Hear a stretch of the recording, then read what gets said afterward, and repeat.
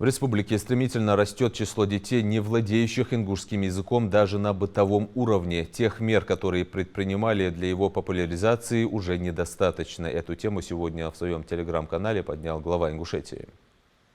Поручил создать правительственную комиссию с участием специалистов ингушского языка из НИИ имени Чаха Ахриева, Ингушского госуниверситета, Института повышения квалификации, педагогов с большим опытом преподавания в школах и других учебных заведениях, которая подробно изучит проблему и разработает предложения для ее решения. Считаю, что для того, чтобы изменить ситуацию, необходимо принять ряд мер. К примеру, дать соответствующую подготовку молодым преподавателям родного языка. Только учитель, который сам чувствует красоту ингушского языка, сможет передать его глубину и богатство и привить к нему любовь у детей. И, конечно, семья. Это первичное звено в обучении ребенка родному языку. Дети в первую очередь осваивают его на бытовом уровне. Так всегда было. Но сейчас и эта система рушится. Чаще всего выходит так, что и дома дети не общаются на родном языке. Родители идут на поводу у детей и говорят с ними на русском языке. Хорошее знание русского – это сегодня необходимость, которая обеспечивает человеку определенный социальный статус, помогает легко интегрироваться в любой сфере. Но это никак не отменяет потребности в изучении родного языка. Он базовый, и без его знания человек не может быть самодостаточным и цельным, не может считаться представителем своего народа. Более того, даже если человек позже научится своему родному языку, это будет не чистый ингушский язык, а калькированный. Буду держать в курсе шагов в решении данного вопроса.